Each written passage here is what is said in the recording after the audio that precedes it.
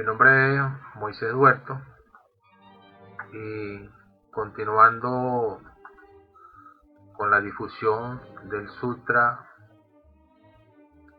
de la perfección de la sabiduría en 8000 líneas, estamos en la parte de la extinción del yo, capítulo 1, parte 1. Vamos ahora a la sección C, porque aún continuamos en el capítulo 1. Dice el sutra lo siguiente: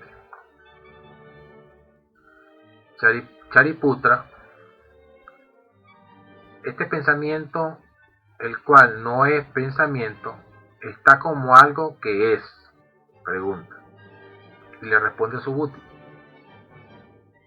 ¿está existiendo aquí o puede ser aprehendido en este estado de ausencia de pensamiento? Un aquí está o un aquí no está. Shariputra: no es así. Subhuti: era entonces una cuestión apropiada cuando el venerable Shariputra preguntó si ese pensamiento, el cual no es ideado, es algo que existe. Dice, le dice Subhuti a Shariputra. Entonces Shariputra responde: entonces, ¿qué es esta ausencia de pensamiento? Y responde Subhuti: es sin modificación o discriminación. Entonces, ¿qué quiere decir Subhuti con esto? El pensamiento que no es pensamiento, eso quiere decir que la esencia de nosotros, el Buddhata, refleja el mundo de los fenómenos exteriormente.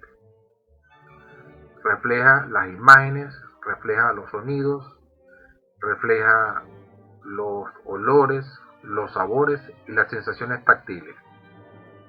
Refleja esas 5 imágenes. Al reflejar esas 5 imágenes, nuestra esencia, nuestra conciencia, como es la luz dentro de nosotros, la que conoce, ella simplemente los capta y ya es suficiente. Pero si la mente sensual, el cuerpo mental en nosotros, interviene, entonces él discrimina. Cuando él interviene, razona, etiqueta, le pone nombre a las cosas.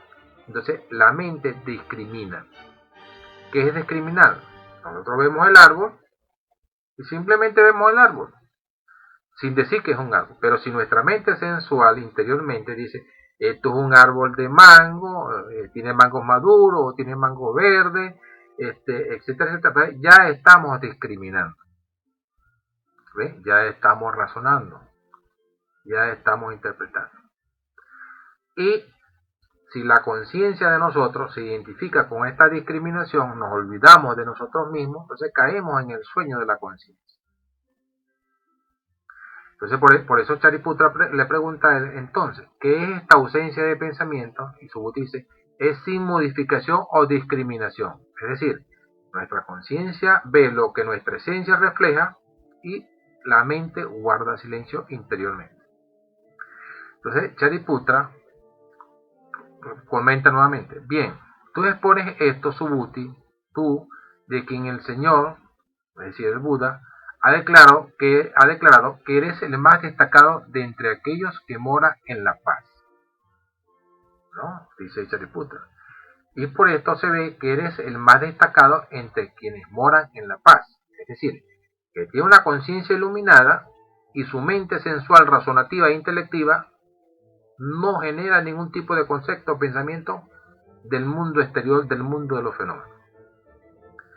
Continúa Shariputra: es por esta razón, entre paréntesis, puesto que no hay orgullo respecto al pensamiento de la iluminación. Es decir, Subhuti interiormente, él no se considera a sí mismo un ará, un iluminado, un despierto, un tathagata, etc. No tiene tales conceptos en su mente. Continúa el sutra: un bodhisattva debería de ser considerado como incapaz de abandonar la completa iluminación. y como quien nunca cesa de llevar a su corazón la perfecta sabiduría. Es decir, un bodhisattva debe ser considerado aquel ser que permanece en un estado de recuerdo de sí mismo, su conciencia, de instante en instante, sin olvidarse de su ser, ¿no? En unidad con su esencia, con su ser interior, con la naturaleza interior que es sin principio y sin fin. Así debería actuar un bodhisattva. Como dice el sutra, quien nunca cesa de llevar en su corazón la perfecta sabiduría, porque la perfecta sabiduría viene de prajna, o sea, es prajna, pues, en nuestra conciencia, nuestra buddhi, ¿no? Ella emana del ser, de Atman, de nuestro ser interior, o sea, Atman, el ser interior, el espíritu divino, que mora en buddhi, que es nuestra conciencia cósmica, ¿no? Ella contiene la sabiduría, y la perfecta sabiduría emana de nuestro ser interior, no de la mente razonativa o la mente intelectiva. El ser interior está en el séptimo cielo, nuestra conciencia superlativa, nuestra buddhi, nuestra body, está en el sexto cielo, y la mente razonativa e intelectual está en el cuarto cielo. Es decir, nuestra mente razonativa e intelectiva, esta que los humanos estamos acostumbrados a utilizar, no tiene acceso a la perfecta sabiduría, porque la perfecta sabiduría emana del sexto cielo y del séptimo cielo, de allí hacia arriba, ¿verdad? Bueno, continuamos. Tanto que uno que quiera entrenarse en los niveles del discípulo, del realizador solitario o del bodhisattva, debería de escuchar esta perfección de la sabiduría.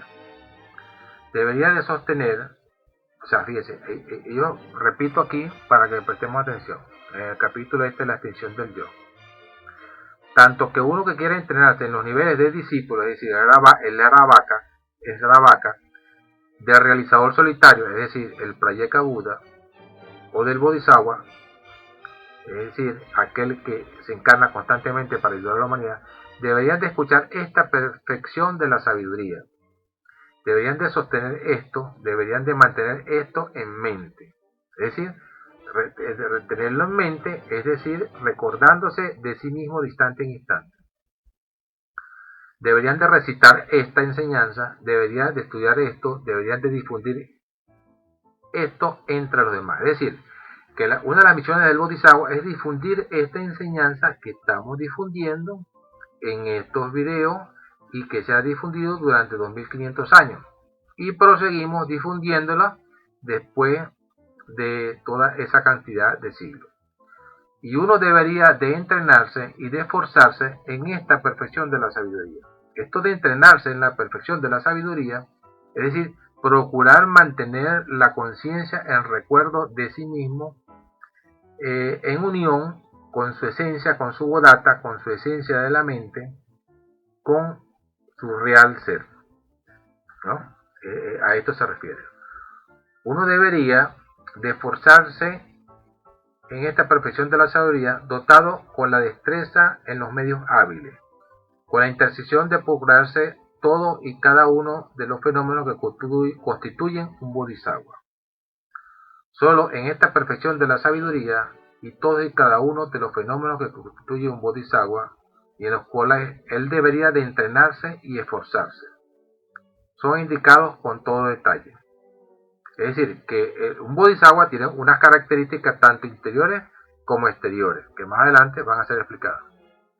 Cualquier ser que aspire a entrenarse para alcanzar la completa iluminación también debería de escuchar, de sostener, de llevar en mente, de recitar, de estudiar y difundir esta perfección de la sabiduría. Es decir, nosotros tenemos que tomar esta enseñanza, escribirla, recitarla, practicarla y enseñarla. Alguien que esté dotado con la destreza en los medios hábiles debería de esforzarse solo en esta perfección de la sabiduría, con el propósito de procurarse todos los factores que constituyen un Buda. ¿Cuáles son los factores que constituyen un Buda? Bueno, seguir las enseñanzas de nuestro real ser, porque el Buda interior es nuestro íntimo, nuestro espíritu divino, Atman, el ser, y el Tathagata internamente es el Logos, es el Cristo íntimo, el Padre, el Hijo y el Espíritu Santo interiormente. Son esos estados de conciencia que corresponden al Tathagata, que son de naturaleza cósmica y están diluidos en todo lo existente. Entonces, el Tathagata, el Buda interior, que son de naturaleza cósmica, conocen todo lo que hay en los 13 cielos y todo lo que hay en las galaxias, sistemas solares, planetas y en la naturaleza completamente. Nada escapa de su conocimiento y de su sabiduría. Entonces, continuamos. Dice Subhuti: yo que no puedo encontrar nada que se corresponda con las palabras Bodhisattva o perfecta sabiduría. ¿A qué Bodhisattva te debería de instruir y sermonear? ¿Y en qué perfecta sabiduría?, pregunta él. Seguramente sería lamentable si yo, incapaz de encontrar la cosa, causara de forma meramente nominal el surgir y el morir de un Bodhisattva. Es decir, si él se pone a elaborar el concepto de lo que es un Bodhisattva, los pensamientos tienen un comienzo y tienen un final. Entonces por eso él dice, causará de forma meramente nominal el surgir y el morir de un Bodhisattva. ¿A través de qué? Del surgir de los pensamientos y el morir de los pensamientos. Además, dice el sutra, además, lo que es designado de esta forma no es ni continuo ni no continuo, ni discontinuo ni no discontinuo. ¿Y por qué? Porque no existe. Porque esto es por lo que es ni continuo ni no continuo, ni discontinuo ni no continuo. Un Bodhisattva que no llega a tener miedo cuando está siendo enseñada esta sabiduría perfecta y profunda, debería de ser reconocido como no estando falto en la sabiduría perfecta, como estando en el irreversible estado de un Bodhisattva, es decir, ya despierto, situado en él firmemente, como consecuencia de no aprender su situación en ninguna parte. Además, un Bodhisattva que siga en la perfecta sabiduría y la desarrolle, no debería de situarse en la forma, es decir, en los agregados. ¿Qué son los agregados aquí desde el punto de vista budista? Son las formas del cuerpo físico y los demás cestas o grupos son las sensaciones, percepciones, formaciones mentales y las mentes sensuales. Esos son los agregados. Porque cuando él se sitúa en la forma, etc., él discurre en su influencia formativa, el karma. O sea, genera acción y consecuencia. Y no en la sabiduría perfecta. Pues mientras discurra en las influencias formativas, es decir, en la forma física, en las sensaciones, en las percepciones, en las formaciones mentales o pensamientos y las mentes sensuales, él no puede obtener la sabiduría perfecta, ni esforzarse en ella, ni completarla. Es decir, que para poder realizar la sabiduría perfecta dentro de sí mismo, el Bodhisattva no puede estar identificado con su cuerpo físico ni con sus pensamientos. Entonces, hasta aquí la extinción del yo del capítulo 1, parte 1, sección 6.